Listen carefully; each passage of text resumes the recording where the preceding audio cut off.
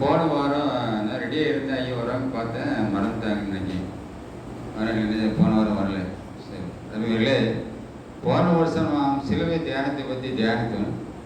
ஆனால் இன்று எனக்கு வேறொரு பகுதி ஆண்டவர் காட்டினால வேறொரு பகுதி நான் என்ன செய்தி பிடிக்கிறேன் கஷ்டம். அதுக்கு அருமையிலே உலகத்தில் எப்படி ஆள்கை இந்த உலகத்தில் நடக்கிறது நமக்கு அறியாதபடிக்கு புரியாதபடிக்கு இந்த உலகத்தில் 2 ராஜ்யம் நடந்து கொண்டிருக்கு. ஒன்று தேவனுடைய ராஜ்யம், தேவன் ஆளுகை செய்கிறார். இன்னொன்று தேவனால் படைக்கப்பட்டவன் தானும் கடவுள்னு சொல்லி மக்கள் இடையே ஏமாற்றி வந்து கொண்டிருக்கு. அதை பற்றி நாம் கொஞ்சம் தியானிக்க போகிறோம். அதாவது ஜோம்னு வாரும் தூய ஆவியே, உம் பிரசன்னத்தை வாஞ்சிக்கிறோம், உம் வல்லமையால் எம்மை நிறைத்து நீராளுகை செய்யும், நீராளுகை செய்யும். எங்கள் மகா பரிசுத்த பிதாவே, நன்றியோடு துவைக்கிறோம் சோதையா. வானத்தையும் பூமி உண்டாக்குனவரே, நன்றியோடு துவைக்கிறோம் சோதையா. ஆண்டவரே, சகலத்தையும் சிருஷ்டித்தவரே உமக்கே துதியை சோதரம். மனிதனும் சாயலை சிருஷ்டித்தவரே உமக்கே துதியை சோதையா. நீ ஒருவரே மெய்யான தேவனா இருக்கிறேன், ஒருவரே மெய்யான சிருஷ்டின் தேவனா இருக்கிறாஜா. சகலம் உமால் உண்டாக்கப்பட்டிருக்கிறாஜா. ஆண்டவரே, சகலம் உமக்கென்று உண்டாக்கப்பட்டிருக்கிறாஜா. நாங்களும் உம்முடைய ராஜா. ஆண்டவரே, துவைக்கிறோம். இப்போ கூட கதவை வேணுமாக இந்த ஆழத்தில் வந்து கதவை நோக்கி ஜெபிக்க துதிக்க சோதைக்க உங்களுடைய செய்தியை பதிந்துள்ளதை தந்தை எல்லாம் நன்மைக்கு அன்றோடு துவைக்க சோதாங்க.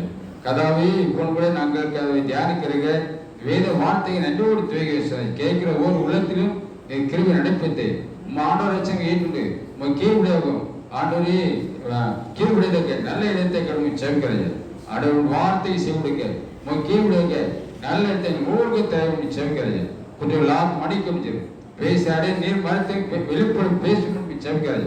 அதை சுயமா பேச முடிக்கு வருஷாவது மூலமாக நீராம எங்களோடு ஏற்பட்டு பேசுவேன் செவிக்கிறது. தெய்வ ஆண்டவரே கண்டு ஒப்புடுச்சோம் நடத்துகிற பெரிய காரியராக கேட்கிற மக்கள் ஒவ்வொருவரும் ஆசையுடைய மக்களாக ஆண்டவரே தாங்கள் செய்து என்று அறிந்து உணர்ந்து அதுபடி கீழ்விடுதற்கு நல்ல தருவீராக. இயேசு நாமத்தினாலே ஜெபம் பரிசுத்தாவே, ஆமென். அல்லேலூயா.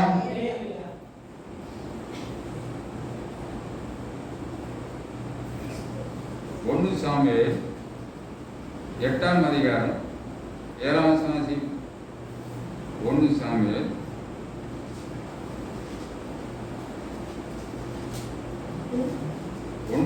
8ஆம் அதிகாரம் 7ஆம் வசனம்.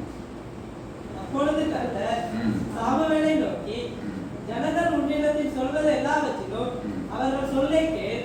அவர்கள் உன்னை தள்ளவில்லை, நான் அவர்களை ஆளாதபடிக்கு என்னைத்தான் தள்ளினார்கள்.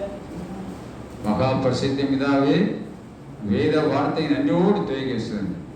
கதாவே, இந்த பகுதியானது எங்களை ஆசை தரவேன் சேர்க்கிறது. நாங்கள் யாருக்கு அடிமையாக இருக்கிறோம், யாருக்கு செய்விடுக்கிறோம், யாருக்கு கீழ்விடுகிறோம் என்பதை நாங்கள் நிதானத்தை அறிந்து உணர்ந்து எங்கள் வழியில்லாத சீர்த்துக்கு பார்த்து செம்மையான பாதையில எங்களை நடத்தவே சேர்க்கிறது. மகிமை கொண்ட ஏசுநாள் பிதாவே, ஆமென். அல்லேலூயா. கர்த்தர் நாம அருமையிலே இந்த உலகத்திலே தேவன் ஆளுகை செய்கிறார். ஆனால் அதுக்கு எதிர்மாறாக இன்னொருத்தன் ஆளுகை செய்கிறார். அதை நீங்கள் நம்ம எல்லாரும் அறிய வேண்டும், புரிய வேண்டும். ஆனால் கடவுள் ஒருவரே, வானத்தையும் பூமியும் உண்டாக்கின கடவுள் ஒருவர் தான். மனிதனை சிருஷ்டித்தவர் ஒருவர் தான். சகலத்தை ஆள்கிறவரும் ஒருவர் தான். ஆனால் தேவனால் படைக்கப்பட்ட யாரு? பிசாசன் அல்ல, தேவ தூதன் தான். நாம் தேவனுடைய சாயலை சிருஷ்டிக்கப்பட்டிருக்கிறோம். நமக்கு முன்பாக யார் உண்டாக்கி கொண்டிருக்கார்? தேவ தூதர்கள் தேவன் படைத்திருக்கிறார். தேவ தூதர்கள் படைத்திருக்கிற நமக்கு முன்பாக தேவன் தூதர்கள் படைத்திருக்கிறார். தேவனால் படைக்கப்பட்ட தேவ தூதர்கள் ஒருவன் தான். அருமையிலே நான் தேவனுக்கு சமமா இருக்கணும், தேவனுக்கு ஒப்பா இருக்கணும். கடவுளை எப்படி மக்கள் ஆராதிக்கிறாங்களோ அதே போல நான் ஆராதிக்க வேண்டும் உள்ளத்தில் இணைஞ்சான், மேட்டுமை கொண்டான், பெருமை கொண்டான். அதன் அடிப்படையில் இன்னைக்கும் இணைஞ்சான், பிசாசு இணைஞ்சான், ஆள்கை சேர்ந்திருக்கிறான். ஆக அருமையில இந்த உலகத்தில் பல கோடி தெய்வங்கள் இருக்குன்னு மக்கள் சொல்லுகிறார்கள். எல்லா தெய்வங்களும் எல்லா கடவுளும் ஒண்ணுதான் சொல்லுகிறார்கள். அது அப்படி இல்லை. கடவுள் ஒருவரே, கடவுளால் படைக்கப்பட்ட இருக்கு. தேவர்கள், தெய்வங்கள், கடவுள்கள் அப்படி பல விதத்தில் நினைச்சாங்க இருக்கு. ஆனா அது மாதிரி அவைகளாம் எங்கிருந்து வந்தவைகள், யார் உண்டாக்குனது, மனிதனை சிந்திக்கணும், செயல்படணும். தேவன் தன் சாயலே மனிதனை சிருஷ்டித்தான்னு சொல்லப்படுது.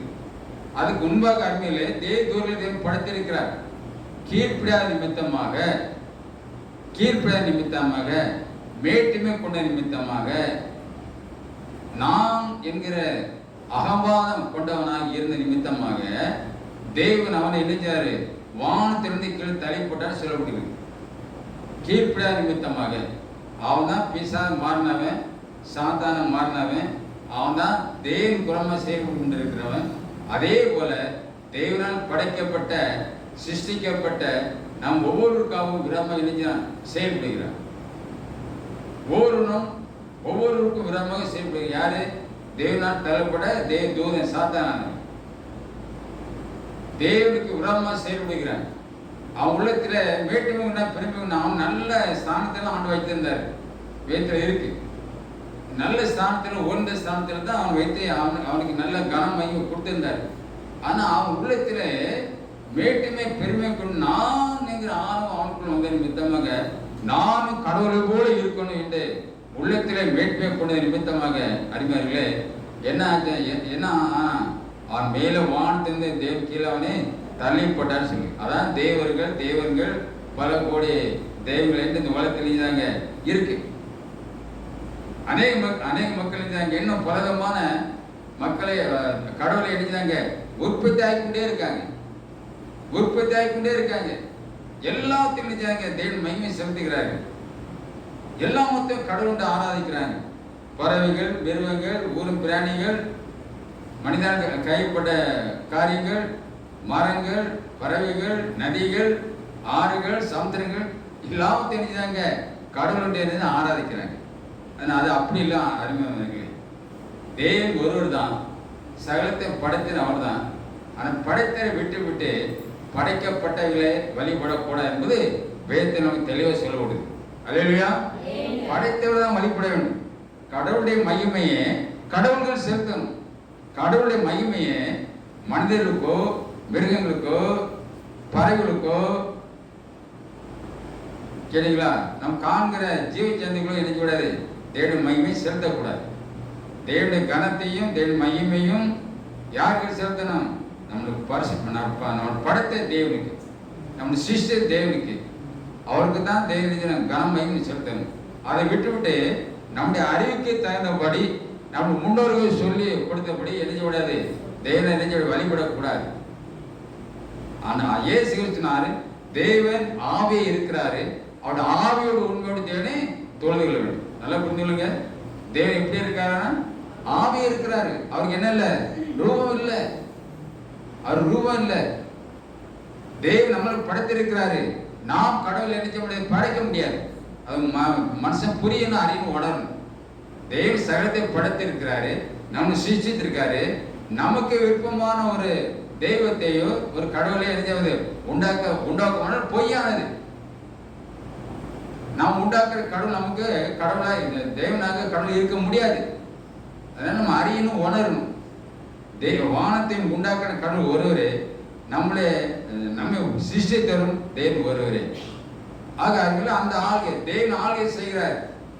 அதே பிசாசனை இந்த ஆள்கை செய்கிறார். ஆகிய இந்த ஆள்கை எது மேல் இருக்கிறது, நாம் எப்படி செயல்படுகிறோம், நாம் யாருக்கு அடிமையாக இருக்கிறோம் என்பதை குறித்து கொஞ்சம் சிந்திக்கலாம், கொஞ்சம் தியானிக்கலாம். அல்லேலூயா. நல்லா கவனிக்கணும். இப்போ அறிஞர் பாருங்க, நான் வாசியத்தை பாருங்க, நான் அவர்களை பாருங்க. அப்பொழுது கர்த்தர் சாமுவேலை நோக்கி, ஜனங்கள் உன்னிடத்தில் சொல்லாவிலையும் அவர்கள் சொல்லை கேள், அவர்கள் உன்னை தள்ளவில்லை, நான் அவர்களை ஆளாதபடிக்கு என்னைதான் தள்ளினார்கள். தேவன் ஆள்கை செய்கிறார். அந்த ஆள்கையை மக்கள் என்ன சொல்ல ஏற்றலுக்கு விருப்பம் இல்லை. அது என்ன? அது பரிசமான வாழ்க்கை, ஒரு நீதியான வாழ்க்கை, ஒரு பரிசமான ஜீவியம், ஒரு உண்மையான வழிமுறைகள். அவங்களுக்கு என்ன? அதில் பிரிவும் இல்லை. தேவ பரிசுத்த, அதே மக்களையும் தன்னுடைய மக்களை பரிசுத்தமா நடத்த வேண்டும் என்பது அப்படி ஒரே குறிக்கோள். அவர் நீதியுள்ள தேவன், நீதியே செய்வடைய தேவன். மக்கள் என்ன அநியாயத்தை விரும்புகிற மக்கள், அசுத்தத்தை விரும்புகிற மக்கள். ஆக அருமையிலே மக்கள் எஞ்சாங்க தேவனை வெறுக்கிறார்கள். அதான் அந்த இடத்துல சொல்லப்படுது. பாருங்க, அவர்கள் ஆளாதபடிக்கு என்னைத்தானே தள்ளினார்கள். அப்போ தேவன் ஆளுகை செய்ய இடம் எங்க இருக்கு கேட்டா மனித இடத்துல தான் இருக்கு. மற்ற எல்லாத்தையும் இருக்கு, மற்ற எல்லா இடத்துலையும் தேவன் ஆளுகை இருக்கு. விசேஷமாக தேவன் நம்மளுக்கு ஆளுகை செய்கிறார். இயற்கை இருக்கு, இயற்கை ஆண்டவர் ஆளுகை செய்கிறாரு. சூரியன் இருக்கு, சூரியன் ஆளுகை செய்கிறாரு. சந்திரன் இருக்கு, அது மேல ஆளுகை செய்கிறாரு. நட்சத்திரங்களை அது மேல ஆளுகை செய்கிறாரு. காலங்கள் சூழலையும் ஆளுகை செய்கிறாரு. எல்லாவற்றை விட தேவன் தம்முடைய சாயலை சிருஷ்டிக்கப்பட்ட நம்மிடத்தில் தேவனுடைய ஆளுகை இருக்கிறது. அதை நாம் மறந்து விடக்கூடாது. பாருங்க, ஆதியில் பாருங்க, நீ இந்த கனி புசிக்கினாலே சாவா என்று ஆண்டவர் சொன்னார். அப்படிதானே? நீ இந்த கனி புசிக்கினாலே சாகவா சாண்டி சொன்னார். ஆனா தந்திர செயல் கொலை பிசாசன் தேவ புறமாக செய்யப்பட பிசாசன் சாத்தன் எழுதினான். இல்லை நீங்க சாவதில்லை. உங்கள் மனக்காம உங்களுக்கு உங்க கண்ணை திறக்க விடும். நீங்கள் கடவுளுக்குள்ளே இருப்பேன் போய் சொன்ன போய் சொல்லிதான். அப்போ அவன் எழுந்தான், அவனுடைய வார்த்தை கீழ்பிடிச்சாங்க. ஆதம் ஏவலஞ்சு பாவத்தை விழுந்தாரு. சரிதானே? அப்போ அருமையில் நீங்கள் நல்லா கவனித்து கொண்டோம். நான் முதலாவது உங்களுக்கு தேவன் எப்படி ஆளுகை செய்கிறார் என்பது கொடுத்து பார்த்ததுக்கு அப்புறமாக மறுபடியும் சாத்தான் எப்படி ஆளுகை செய்தான் அடுத்து பார்க்கணும். யோசுவா புஸ்தகம் 3ஆம் அதிகாரம் 5ஆம் வசனம். யோசுவா 3:5. யோசுவா 3:5. யோசுவா ஜனங்களை நோக்கி, உங்களை பரிசுத்தம் பண்ணிக்கொள்ளுங்கள். நாளைக்கு கர்த்தர் உங்கள் நடுவிலே அற்புதங்களை செய்வார். பாருங்க, நல்ல கவனிங்க. யோசுவா ஜனங்களை நோக்கி உங்களை பரிசுத்தம் பண்ணிக்கொள்ளுங்கள், நாளைக்கு கர்த்தர் நடுவிலே அற்புதங்களை செய்வார். நம்மளை ஆளுகை செய்கிற தேவை நம்மிடத்தில் அவள் ஆளுகை செய்ய வேண்டுமானால் நாம் என்ன செய்ய வேண்டும்? பரிசுத்தம். அல்லேலூயா. பரிசுத்தமா இருக்க வேண்டும். பாவத்து மேல ஆளுகை செய்ய மாட்டாரு. பாவத்து மேல ஆளுகை செய்ய நோட்தான் இருக்கிறான். பாவத்து மேல ஆளுகை செய்ய நோட்தான் இருக்கிறான். அவன் பிசாசானவன், அவன் சத்ருவானவன், தேவ புறமா செயல்படுகிறவன், பாவத்தை விரும்புகிற கொல்ல பிசாசி, பாவத்திலே மக்கள் தழுகிற பிசாசி. ஆனா தேவன், நல்லா கவனிங்க, தேவன் நம்மிடத்திலே கிரியை செய்ய வேண்டுமானால், தேவன் நம்மளிலே பெரிய காரியம் செய்ய வேண்டுமானால், கர்த்தர் நம்மளிலே செயல்பட வேண்டுமானால், தேவன் எதிர்பார்க்க என்ன? பரிசுத்தத்தை விரும்புகிறார். அல்லேலூயா. பரிசுத்தத்தை விரும்புகிறாரு. அந்த பரிசுத்த அடிப்படையில தேவன் என்ன செய்கிறாரு? கிரியை செய்கிறார், செயல்படுகிறார். அதான் இந்த இடத்துல தேவன் சொல்லிக்கிறாரு, யோசு ஜனங்களை நோக்கி உங்களை பரிசுத்தம் பண்ணிக்கொள்ளுங்கள், நாளைக்கு கர்த்தர் நடுவில் அற்புதம் செய்வார். உங்கள் வாழ்க்கையில் அதிசயம் செய்ய வேண்டுமானால், அற்புதத்தை காண வேண்டுமானால் என்ன வேணும்? பரிசுத்தம் தேவை. அல்லேலூயா. பரிசுத்தம் தேவை. அதுதான் ஆண்டவர், அதான் யோசேப்பு சொல்றாரு, இன்றைக்கு நீங்கள் பரிசுத்தம் பண்ணிக்கொள்ளுங்கள், நாளைக்கு அதிசயங்கள் காண்பீர்கள். தேவன் விரும்பும் இடம், தேவன் செயல்படும் இடம், தேவன் செயல்படும் இடத்துக்கு என்ன வேணும்? பரிசுத்தம் தேவை. நாம் பரிசுத்தமாக வேண்டும், பரிசுத்தமாக ஜெயிக்க வேண்டும், பரிசுத்தம் வாழ வேண்டும், பரிசுத்தமாக பேச வேண்டும். நாம் பரிசுத்திலே வாஞ்சத்தை பரிசுத்தை நாடும் போதே அருமையிலே தேவன் நம்மளே என்ன செய்கிறார்? செயல்படுகிறார். அல்லேலூயா. செயல்படுகிறார். இன்றைய நீங்கள் பரிசுத்தம் பண்ணிக்கொள்ளுங்கள். பாருங்க, நல்லா தெளிவாக சொல்லுது.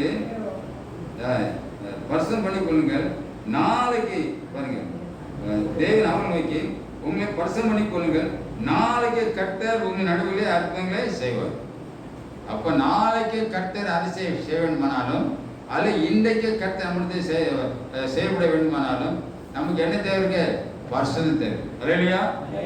பரிசுத்த அடிப்படையில் தேவன் செயல்படுகிறார். நல்லா புரிந்து கொள்ள வேண்டும். கர்த்தர் சொல்லுகிறார், தேவன் எப்படி செயல்படுகிறாரு? பரிசுத்த அடிப்படையிலே செயல்படுகிறார். சரிதானே? அப்போ அருமையிலே நம்ம தேவனுக்கு எதிர்பார்க்க காரியங்கள் அவர் சொல்லுகிறாரு, நான் பரிசுத்தரா இருக்கு போல நீங்களும் எனக்கு ஏற்ற பரிசுத்தராக இருங்கள். பார்த்தீங்களா? பரிசுத்தரா இருங்கள், நான் உங்களுக்கு பரிசுத்தமாக கர்த்தர். ஏன் பரிசுத்த நான் பரிசுத்தரா இருக்கிறேன் பரிசுத்தம் சொன்னா, தேவன் பரிசுத்தர் விரும்பும் தேவன், சேரக்கூடாத ஒளியில வாசன தேவன். சேரக்கூடாத ஒளியில யாரும் காண முடியாது, அந்த இடத்துல தேவன் வாசம் பண்ணுகிறாரு. சேராவர்களும் கேள்விகளும் தேவ தூதர்கள் ஒரு முகத்தை ஒரு மறைத்து கொண்டு சேலிங்கெடுத்த பரிசுத்தர், சேலிங்கெடுத்த பரிசுத்தர், சேலிங்கெடுத்த பரிசுத்தர் பரிசுத்த இரவும் பாலுமாக ஓயாம தேவனை துதிக்கிறார்கள். அல்லேலூயா. அது அப்படிப்பட்ட தேவனை நாம் ஆராதிக்கிறோம். அப்படிப்பட்ட தேவனை நாம் ஆராதிக்கிறோம். ஆக தேவன் நம்மிடத்தில் விரும்புகிறது எதை விரும்புறாருன்னா பரிசுத்தை விரும்புகிறார். அல்லேலூயா. பரிசுத்தை விரும்புகிறாரு. பரிசுத்த அடிப்படையிலே தேவன் நம்முடைய வாழ்க்கையில் நினைச்சாரு, அதிசயம் அற்புதம் செய்கிறார். நமக்கு வெற்றியை தர தேவனா இருக்கிறார். அடுத்தபடி பார்க்கலாம், யோவான் சுவிசேஷம் 11ஆம் அதிகாரம் 40ஆம் வசனம் வாசிப்போம். யோவான் 11:40. யோவான் 11:40. இயேசு அவளை நோக்கி, நீ விசுவாசித்தால் தேவனுடைய மகிமையை காண்பாய் என்று நான் உனக்கு சொல்லவில்லையா என்றார். நல்லா காண்பிக்க வேண்டும். தேவன் எப்படிலாம் செயல்படுகிறார், தேவன் எப்படிலாம் செயல்படுறார் என்பதை குறித்து நான் உங்களுக்கு இன்று சொல்ல விரும்புகிறேன். என்கிட்ட சிலுவை தேவை கடந்த ஆண்டுகளை பார்க்கணும் கர்த்தர் சொன்னதாக பாருங்க. யோவான் 11:40 சொல்லப்பட்டிருக்கு. என்ன சொல்லப்பட்டிருக்கு பாருங்க. கர்த்தர் சொன்னதாக, இயேசு அவரை நோக்கி, நீ விசுவாசம் தேடும் மகிமையை காண்பாய் என்று நான் உனக்கு சொல்லவில்லையா? அப்ப அருமையிலே தேடும் மகிமை நம்மளே வெளிப்பட வேண்டுமானால், தேடும் மகிமை வெளிப்பட வேண்டுமானால் நல்லா பாருங்க, என்ன தேவைக்கு விசுவாசம் தேவை. அல்லேலூயா. விசுவாசம் தேவை. விசுவாசம் இல்லாத தேவனத்தில் எப்படி இருக்க பிரியமை இருக்க முடியாது. தேவனுடைய மரணம் பார்த்த தேவனுடைய செயல் பரிசுத்த மேல ஆளுகை செய்ய தேவை. பரிசுத்த மேல ஆளுகை செய்ய தேவை. பரிசுத்த மேல தேவன் கிரியை செய்கிறார், அதிசயம் செய்து அற்புதம் செய்கிறார், பெரிய காரியம் செய்கிறார். ரெண்டாவது பார்க்கும்போது நல்லா காணுங்க. இயேசு நோக்கி, நீ விசுவாசித்தால் தேவன் மகிமையை காண்பாய். அப்ப தேவன் மகிமை வெளிப்பட வேண்டுமானால் நமக்கு என்ன தேவை இருக்கு? விசுவாசம் தேவை. இயேசு மேல நமக்கு என்ன தேவை? விசுவாசம் தேவை. அந்த விசுவாச அடிப்படையில கட்டளையிட்டாரு, கிரியை செய்கிறார், பெரிய காரியம் செய்கிறார், அதிசயம் செய்கிறார், அற்புதம் செய்கிறார். நீ விசுவாசம் பண்ற உனக்கு ஆக கடவுது. நீ விசுவாசம் தேவன் மகிமையை காண்பார். அப்போ தேவனை ஆராதிக்க நமக்கு என்ன வேணும்? விசுவாசம் தேவை. நம்ம ஆண்டவரத்தில் கேட்கிறோம், ஆண்டவரே நம்ம அதே காரியம் ஆண்டவர் கேட்கிறோம். சில காரியம் நம்ம கேட்கிறப்ப நடக்கல, இன்னும் தடை இருக்கிறது கேட்டீங்களா? அப்படி சில காரியம் இருக்கு நம்ம வாழ்க்கை. ஆனால் பாருங்க, ஆண்டு எதிர்பார்க்கிற அருமையில விசுவாசம் தேவை. விசுவாசம் அடிப்படையில் தேவனத்தை கிரியை செய்ய வேலை செய்கிறார். ஒரு சில பகுதியில் சொல்லப்படுது, அவருடைய அவிசுவாச நிமித்தம் எனத்தில் அவர் கிரியை செய்யலன்னு சொல்லப்படுது. அவிசுவாசம் இருக்குமானால், சந்தேகம் இருக்குமானால், அவர் நம்பிக்கை இருக்குமானால் கர்த்தர் என்ன செய்வார்? கிரியை செய்ய மாட்டார். அல்லேலூயா. தேவன் செய்கிற செயல்படும் விதத்தை நான் சொல்லுகிறேன், நல்லா புரிந்து கொள்ள வேண்டும். பரிசுத்தின் அடிப்படையிலே கர்த்தர் பெரிய காரியம் செய்கிறார். விசுவாசம் அடிப்படையிலே கர்த்தர் மகிமையான காரியம் செய்கிறார். சரிதானே? அப்ப நமக்கு நம்முடைய விசுவாசம் எப்படி இருக்கு என்பதை நம்ம சிந்தித்து பார்க்கணும். சிந்தித்து பார்க்கணும். நமக்கு முழு இதயத்தோடு விசுவாசம் இருக்கிறதா, அல்ல அரைகுறமான விசுவாசம் இருக்கிறதா, அரைகுறமான விசுவாசம் இருக்கிறதா, அரைகுறமான இதயம் இருக்கிறதா, முழு இதயத்தோடு ஆண்டை தேடுகிறோமா, முழு இதயத்தோடு விசுவாசம் வைத்திருக்கிறோமா, நம்ம விசுவாசத்தில் குறை இருக்கிறதா, நம்ம சிந்தித்து பார்க்கணும். ஆக அருமையிலே தேவன் விசுவாசின் அடிப்படையில் தேவன் கிரியை செய்கிறார். உன் விசுவாசம் கடவுள் நீ போகலாம், உன் விசுவாசம் உன்னை ரட்சித்தது என்று ஆண்டு சொல்லுகிறார். அப்ப அருமையிலே பரிசுத்த அடிப்படையில் தேவன் கிரியை செய்கிறாரு. முதலாவது பார்த்தோம். ரெண்டாவது விசுவாசத்தின் மேல் என்ன கிரியை செய்கிறார். நம்ம எந்த அளவில் விசுவாசிக்கிறோமோ அதன் அடிப்படையிலே தேவனிச்சாரு அதிசயம் செய்கிறார், அற்புதம் செய்கிறார், விடுவிக்கிறாரு, சாட்சி உண்டாக பெரிய காரியம் செய்கிறார். சரிதானே? சரி, அடுத்த பார்க்கலாம். அதுமாதிரி ரோமர் 6ஆம் அதிகாரம், ரோமர் 6ஆம் அதிகாரம் 16ஆம் வசனம் வாசிப்போம். ரோமர் 6:16.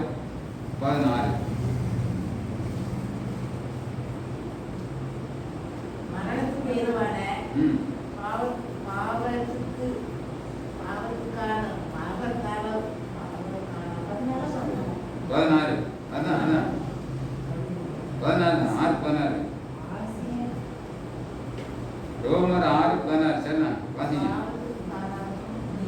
மரணத்துக்கு ஏதுவான பாவத்துக்கானாலும் நீதிக்கு ஏதுவான கீழ்ப்படிதலுக்கானாலும் எதற்கு கீழ்ப்படியும்படி உங்களை உங்க அடிமைகளாக ஒப்பு கொடுக்கிறீர்களோ அதுக்கு அதற்கு கீழ்ப்படுகிற அடிமைகளா இருக்கிறேன் என்று அறிவீர்களா? பார்த்தீங்களா?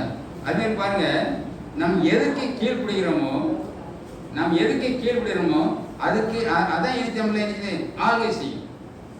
இல்லையா? நம்ம எதுக்கு கீழ்ப்படுகிறோமோ அது நம்மளை ஆளுகை செய்யுது. நீங்க பாவத்தை கீழ்ப்படிந்தா பாவம் ஆளுகை செய்யும். நீங்க பிசாசு கீழ்ப்படிந்தா பிசா ஆளுகை செய்யும். அப்போ நம்ம இடத்துல தான் இருக்கு காரியம் இருக்கு. நாம் எதுக்கு எதை விசுவாசிக்கிறோம், யாரை விசுவாசிக்கிறோம், கேட்கல, எதுக்கு கீழ்ப்படுகிறோம், நல்ல தெளிவா அந்த இடத்துல சொல்ல பாருங்க. மரத்துக்கு ஏதோ பாவத்துக்கானாலும் நீதிக்கு ஏதுவான கீழ்ப்படுவதற்கானாலும் எதற்கு கீழ்ப்படியும்படி உங்களை அடிமைகளாக ஒப்பு கொடுக்கிறீர்களோ அதற்கே கீழ்ப்படி அடிமைகளாகவும் இருக்கிறீர்கள். நீங்க யாருக்கு அடிமையில இருக்கிறீர்கள்? நீங்க யாருக்கு கீழ்ப்படுகிறீர்கள்? அதுக்கு தான் நீங்க அடிமை. அல்லேலூயா. யாருக்கு கீழ்ப்படுகிறீர்களோ அதுக்கு தான் நீங்க அடிமை. வேற தெளிவா சொல்லுங்க. அங்க அடிமையில அதனால வேதம் தெளிவா சொல்லுது.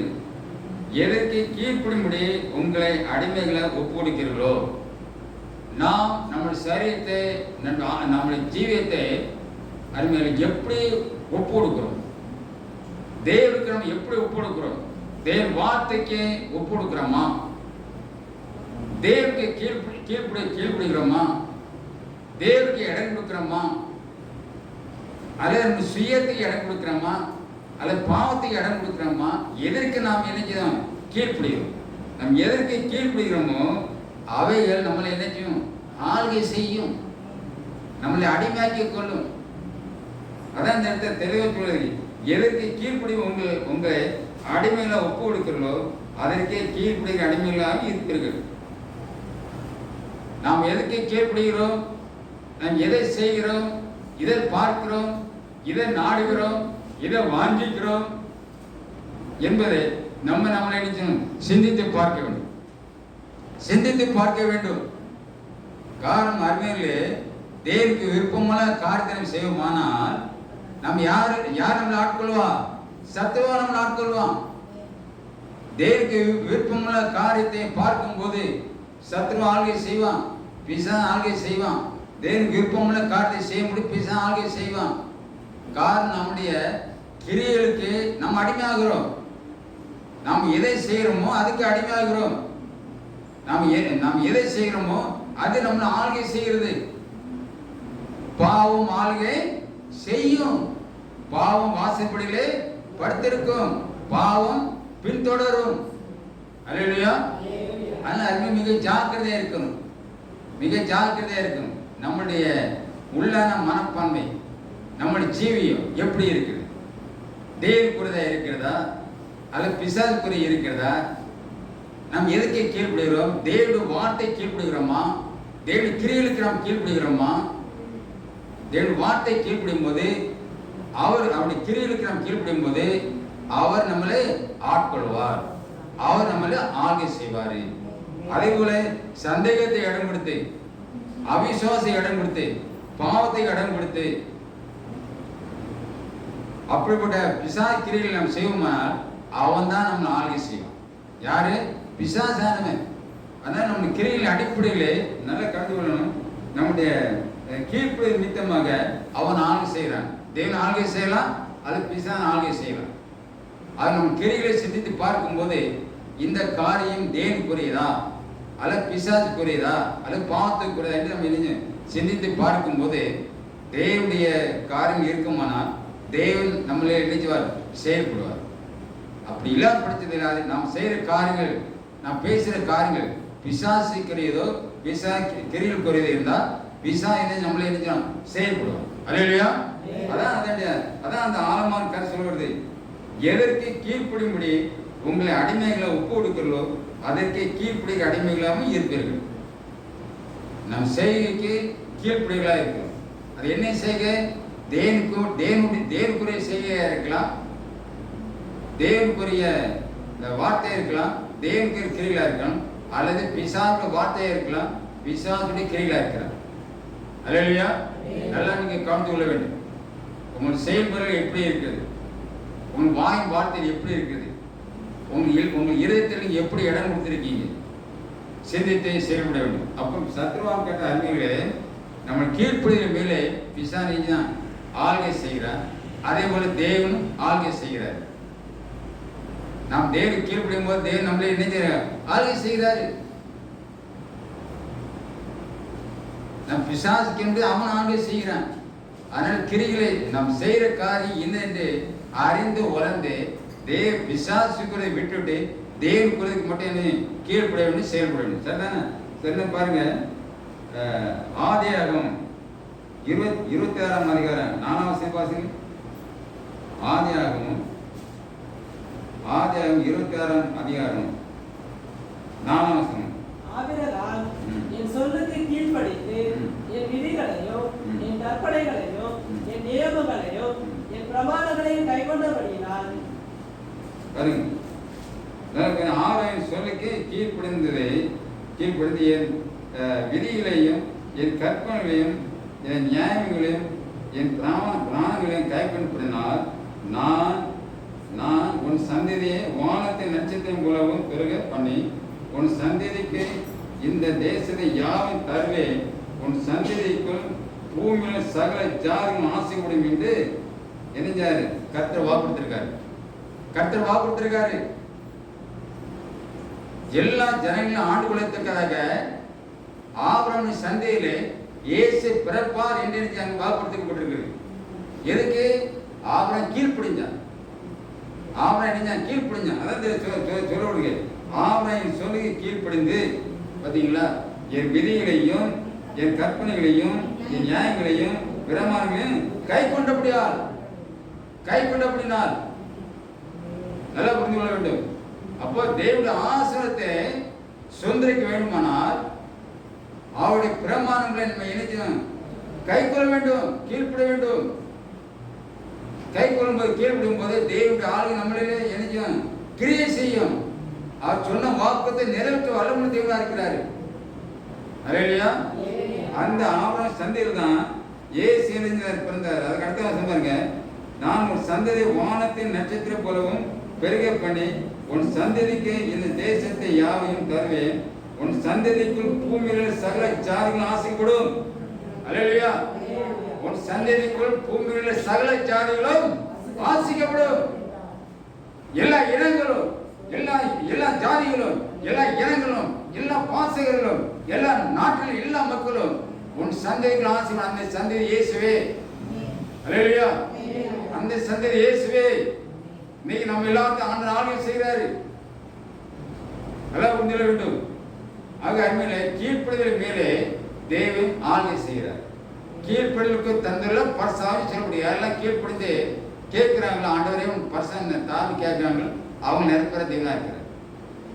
கீழ்ப்படிதலுக்கு தேவன் பெரிய காரியம் செய்கிறார், நன்மை செய்கிறார், அதிசாரத்தை செய்கிறார். சரி, இன்னொரு வாசிப்பாங்க. சங்கீதம் 37:23 வாசிப்போம். சங்கீதம் 37:23.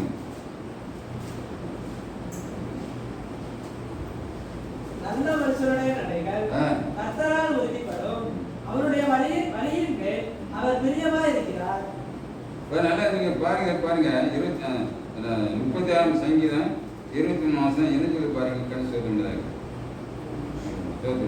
நல்ல மனுஷன் நடைகள் கர்த்தரால் உறுதிப்படும். அவருடைய வழி மேல அவர் பிரியமா இருக்கிறார். யார் மேல பிரியமா இருக்கிறாரு? ஆமா, நல்ல மனுஷனுடைய நடைகள் கர்த்தர் உறுதிப்படும். அவருடைய வழியில் மேல அவர் பிரியமா இருக்கிறார்.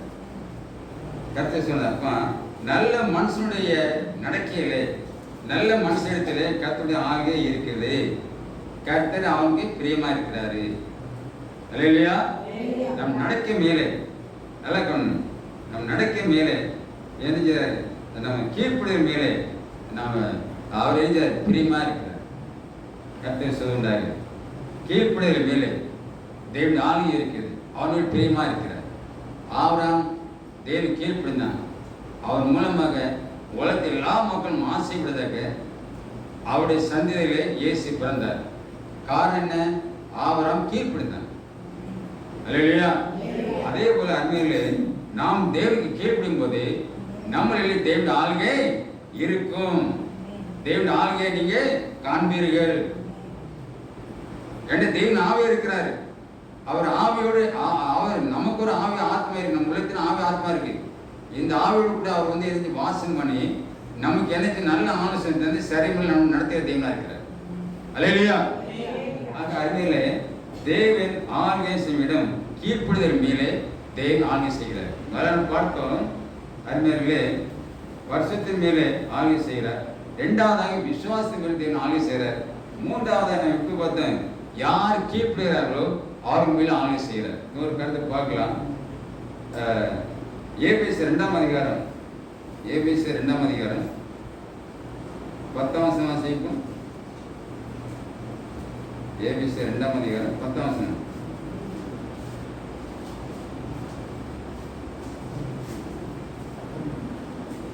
ஏபேசியர் 2ஆம் அதிகாரம் 10ஆம் வசனம்.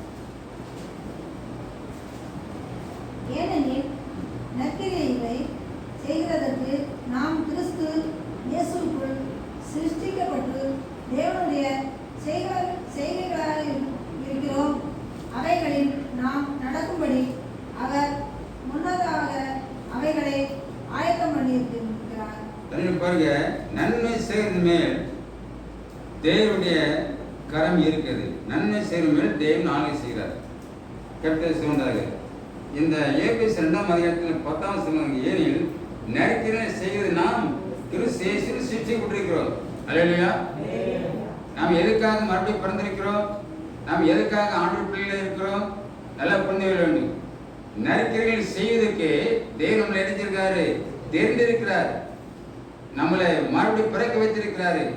ஆண்டு பிள்ளைகள் மாற்றி இருக்கிறாரு. நற்கிரியை செய்வதுமாக தேவனுடைய பிள்ளைகள் இருக்கு. நாம் நற்கிரியை செய்ய வேண்டும், நன்மையான காரியம் செய்ய வேண்டும். அதுக்காக தேவன் நினைச்சு உங்களை நினைச்சிருக்காரு, சிருஷ்டித்திருக்கிறாரு. கிறிஸ்து இயேசுக்குள்ள சிருஷ்டித்திருக்காரு. நல்லா பாருங்க, ஏனெனில் நற்கிரியை செய்து நாம் கிறிஸ்து இயேசுக்குள் சிருஷ்டிக்கப்பட்டு அடுத்த தேவனி செய்கையா இருக்கிறோம். நீங்க நான் எப்படி இருக்கணும்? தேவனி செய்கையா இருக்கணும். அல்லேலூயா. நாம் எப்படி இருக்கிறோம்? தேவனி செய்கையா இருக்கிறோமா? வார்த்தையில தேவனி செய்கையா இருக்கோமா? அல்ல செயல்களே தேவனி செய்கையா இருக்கிறோமா? சிந்தித்து பாருங்க. அல்லேலூயா. சிந்தித்து பார்க்க வேணும். நான் எப்படி செய்கையா இருக்கிறோம்? தேவன் சிருஷ்டித்திருக்கிறாரு, நம்ம பாவங்களாம் மன்னித்திருக்கிறாரு. அவர் நம்மளை பிள்ளைகள் மாற்றி இருக்கிறாரு. அவர் தம்முடைய ஆவியை நமக்கு தந்திருக்கிறாரு. கிடைங்களா? நாம் எப்படி இருக்கிறோம்? சிந்தித்து பார்க்கணும். நம்ம செயல் எப்படி இருக்குது? வாய் வார்த்தை எப்படி இருக்குது? தேவனி செய்கையா இருக்கிறோம் என்று சொல்லப்படுது. நாம் தேவனி செய்கையா இருக்கிறோமா? அருமை மக்களே, கொஞ்சம் நிதானித்து பார்க்கணும். அநேக ஆவிக்குரிய மக்கள் கூட கேட்டீங்களா, இன்னும் சரியான முறையில் ஆள் இல்லை, அப்படிக்கு சரியான விழிப்புல அப்படிக்கு எழுதிதாங்க. அவங்க குழப்பத்தில் இருந்து கேட்டாங்களே, நானும் உங்களை செய்கிறேன், நானும் அதை செஞ்சு அற்பம் செய்கிறேன் என்று நினைச்சாங்க. சண்டை போடுதாங்க, சத்திரம் போடுதாங்க, போடு கட்சி அறிகிறாங்க, போலீஸ் அறிகிறாங்க, இதெல்லாமா செய்கிறாங்க. யாரு? ஊழி செய்கிற மக்களும், அபிஷேகம் பண்றதுன்னு சொல்கிற மக்களும், நான் தேவனுடைய ஊழியக்காரன், நான் தேவ ஊழி செஞ்சாங்க சொல்கிற மக்கள் கூட செஞ்சாங்க. கோர்ட் கட்சி ஏறுறாங்க, சண்டை போடுறாங்க, தேர்தலிலேயே வாக்குவாதம் பண்ணாங்க. அதே இல்லையா? அது அப்படி இல்லை, அப்படி இருக்கக்கூடாது, அப்படி இருக்கக்கூடாது. சரிங்களா? அப்படி இருக்கக்கூடாது. நாம் தேவனுடைய பிள்ளை என்பதை அறிந்து வளர்ந்தவர்கள், நாம் தேவனுடைய செய்கையாக இருக்கும் அறிந்த மக்கள் என்னென்ன அறிஞர்களே, தேவனுடைய செயலுக்கு மட்டும்தான் கீழ்ப்படிய வேண்டுமே, தேவன் வார்த்தைக்கு மட்டும்தான் கீழ்ப்படிய வேண்டுமே தவிர என்ன செய்யக்கூடாது? பொல்லாங்கம் கொடுக்க செய்வர்களுக்கு, பொல்லாங்கம் கொடுக்க ஆலோசனைக்கும், தூர்க்கிரிகளுக்கும் என்ன செய்யக்கூடாது? இடம் கொடுக்கக்கூடாது. அல்லேலூயா! இடம் கொடுக்கக்கூடாது. ஆலோசனை வரும், ஆலோசனை வரும், ஆலோசனை கொடுக்க வருவாங்க. எனக்கு அப்படி சில நேரத்தில் ஆளுக்கு வந்திருக்காங்க ஆலோசனை தரதுக்கு, அவனை விடக்கூடாது. அப்படி சரி இப்படின்னு ஆலோசனை சொன்னாங்கன்னா இருக்கு, நான் சொல்ல விரும்பல, இருக்கட்டும். ஆனால் அப்படிங்க தேவனுக்காக, தேவனுக்காக நீங்க விட்டு கொடுங்க, தேவனுக்காக சகித்து விடுங்க. கர்த்தர் உங்களே நினைச்சுவாரு, பெரிய காரியங்களை செய்வார். அல்லேலூயா! ஆமா, கர்த்தர் பார்த்துட்டே இருக்கிறாரு. இவன் யாருக்காக விட்டு கொடுக்கிறான், இவன் எப்படி செயல்படுகிறான், உலக மனிதருக்கு செய்வடுத்த கீழ்ப்படிதானா, அதை வார்த்தைக்கு செய்வடுத்த கீழ்ப்படிதான் என்பது தேவன் பார்க்கிறார், கர்த்தர் கவனிக்கிறார். அல்லேலூயா! அதனால அருமையில் நீங்க நாம் அவருடைய செய்கையாக இருக்கிறோம், நாம் அவருடைய செய்கையாக இருக்கிறோம் என்று என்ன சொல்றேன், கர்த்தர் சொன்னதாக. என் நற்கிரிகளை செய்கிறதுக்கு நாம் கிறிஸ்து இயேசுக்கு சுற்றி விட்டுருக்கோம். நாம் எதுக்காக சுற்றி விட்டுருக்கிறோம்? ஏன் மறுபடியும் பண்ணிருக்கிறோம்? ஏன் நான் இயேசை பின்பற்றுகிறோம்? நற்கிரியை செய்கிறது, தீமை செய்யாதுங்க. தீமை செய்கிறவன் பிசாசு பெரியவன். நாம் நன்மை செய்கிறவர்களுக்காக சுற்றி விடுகிறோம். இரண்டாவது மட்டும் தேவனுடைய செய்கையா இருக்கிறோம், ஆண்டோட செய்கையா இருக்கிறோம். புரிந்து மறந்து விடக்கூடாது. ஆண்டவர் நற்கிரியை செய்கிறவராய் இருக்கிறார், நன்மை செய்கிறவராய் கிராமம் சுற்றி திரிந்தார். அல்லேலூயா! ஆமா, பிசாசு யாரை விழுங்கலாம் என்று வகை தேடி சுற்றி திரிகிறான். ஆனா கிறிஸ்து இயேசு நன்மை செய்கிறவராய் கிராமம் தெரிஞ்சாரு, சுற்றி திரிந்தார். அதே போல அருமையிலே நம்முடைய கிரிகள் அப்படிதான் இருக்கணும், நம்முடைய கிரிகள் அப்படிதான் இருக்கணும். தீமை செய்வதற்கு நாடக்கூடாது, ஓடக்கூடாது, ஆலோசனை பண்ணக்கூடாது. நன்மை செய்வர்களாக என்ன நாம் சுற்றி தெரிந்து வேதம் கற்றது. அதான் அந்த இடத்துல தெளிவாக சொல்லப்பட்ட கருத்து உண்டாக சிசியோட தேவனுடைய செய்கையா இருக்கிறோம் என்று நாம் நடக்கும்படிக்கு அவர் முன்னதாக அவருக்கு ஆயத்தம் பண்ணி இருக்கான்னு சொல்லப்படுது. கர்த்தர் சொன்னாங்க, மறந்து விடாதாங்க தேவ மக்களே, மறந்து விடாதாங்க. ஆக அருமையிலே நன்மை செய்கிறவன் மேல் கர்த்தர் என்கிறாரு கிரை செய்கிறார். நம்ம அதுக்காக சிருஷ்டிக்கப்பட்டிருக்கிறோம். நம் நன்மை செயல இருக்கும்போது கர்த்தர் அருமையிலே பெரிய காரியங்கள் வளங்களுக்கான செய்வர்களாக இருக்கிறார். இன்னொரு வார்த்தை வாசிக்கலாம். அதே எரேமியாவின் புத்தகம், எரேமியா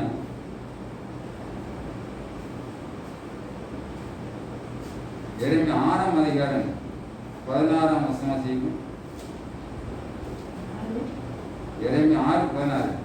வழிகளிலே நின்று பூர்வ பாதையில் எவை என்று கேட்டு விசாரித்து நல்ல வழி எங்கே என்று பார்த்து அதிலே நடவுங்கள், அப்பொழுது உங்கள் ஆத்மாவுக்கு இளைப்பாறுதல் கிடைக்கும் என்று கர்த்தர் சொல்லுகிறார்.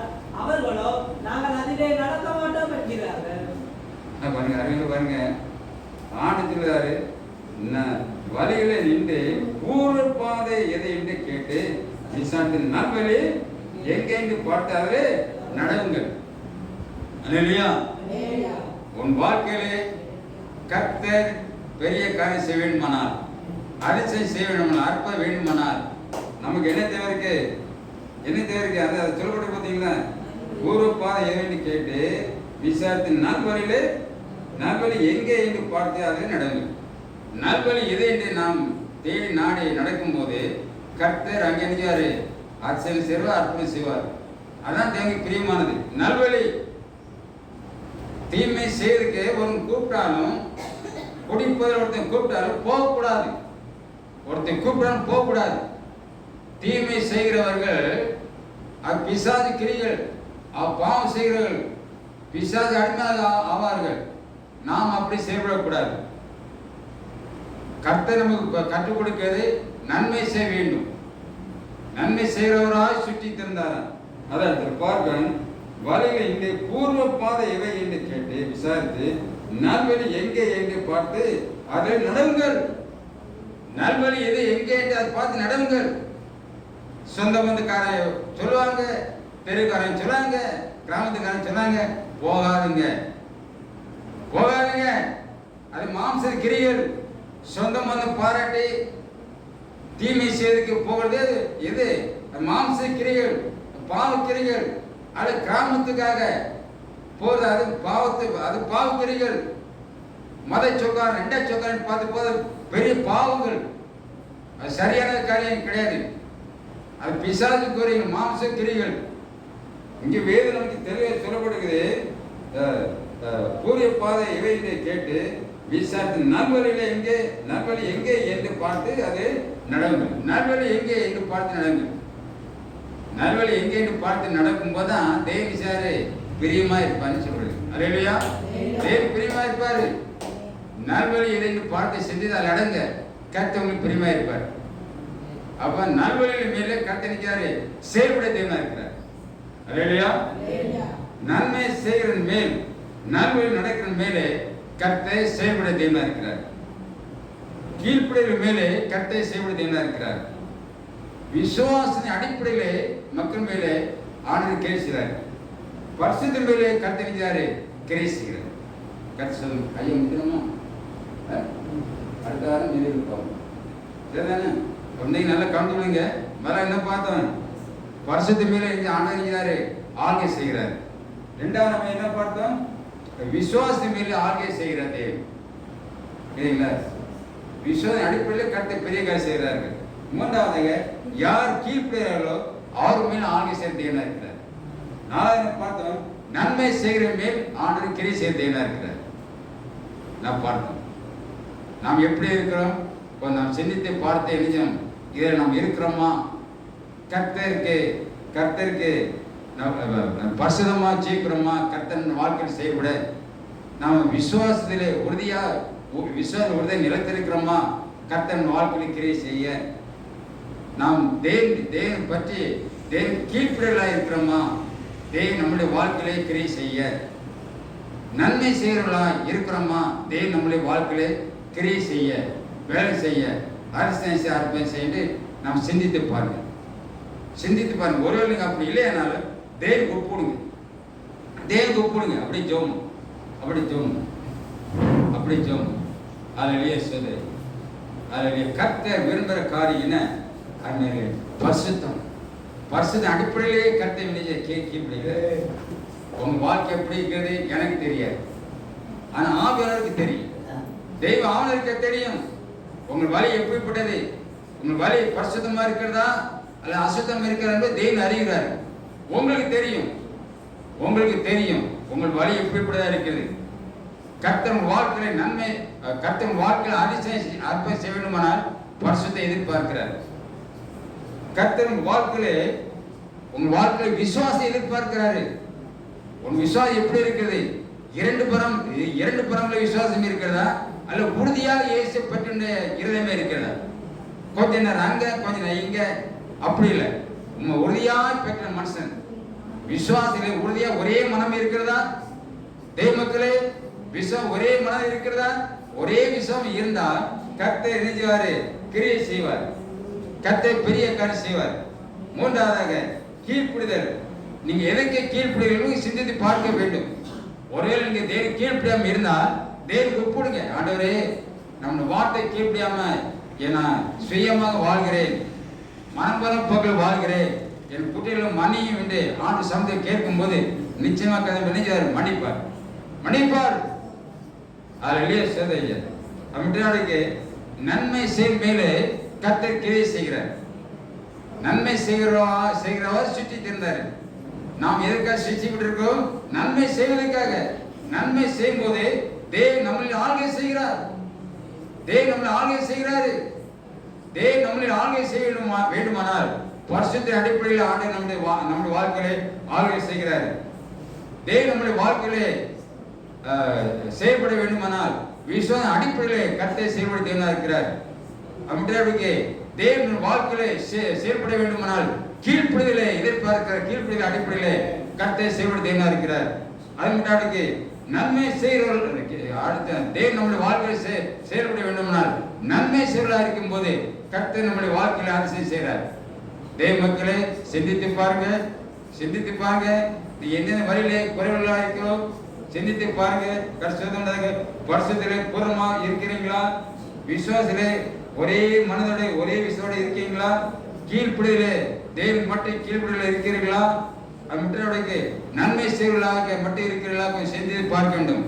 இதுக்கு மாறாக கிரிகள் இருக்கிறது. கர்த்தர் சித்தமான அடுத்த வாரம் பார்க்கலாம். ஆக அருமையிலே தேவன் நம்முடைய வாழ்க்கையை அதிசயம் செய்ய வேண்டுமானால் அற்புதம் செய்ய வேண்டுமானால் பரிசுத்தம் நமக்கு தேவை. தேவன் வாழ்க்கையில அதிசயம் அற்புதம் செய்ய வேண்டுமானால் விசுவாசம் நமக்கு தேவை. ஒரே விசுவாசம் இருக்க வேண்டும். ரெண்டு இல்லை.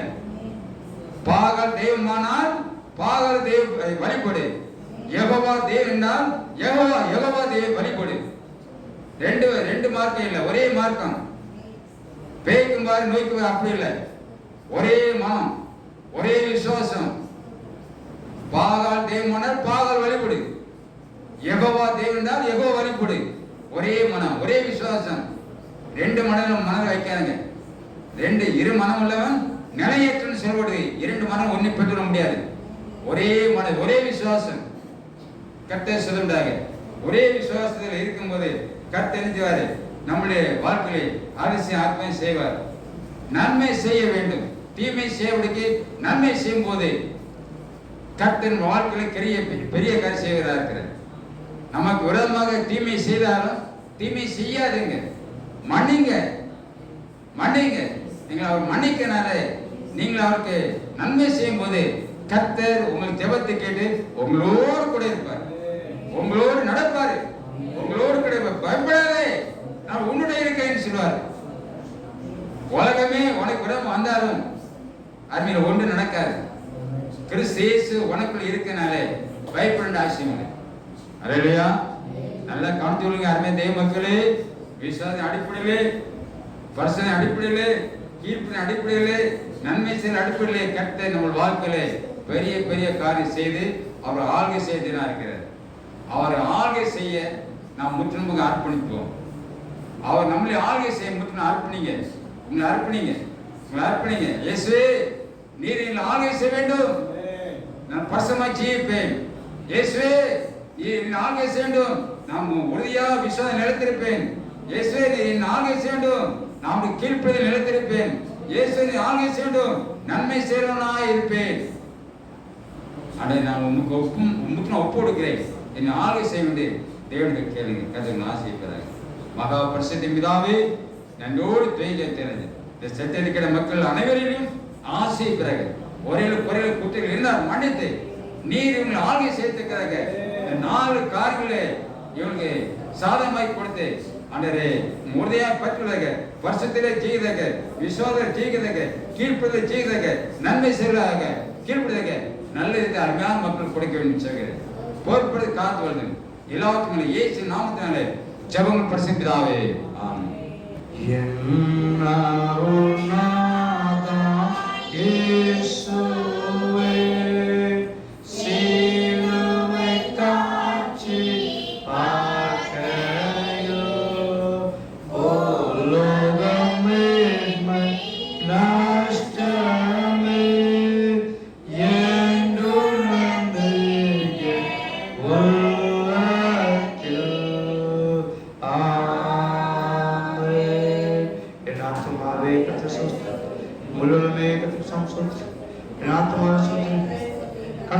சகல பலமும் அடைவாது. கர்த்தர் உங்களோடு கூட இருப்பாராக. தேவனுடைய சமாதானத்தையும் தேவனுடைய ஆசீர்வாதத்தையும் பற்றி திரும்பி சொல்லுவோமாக. அல்லேலூயா.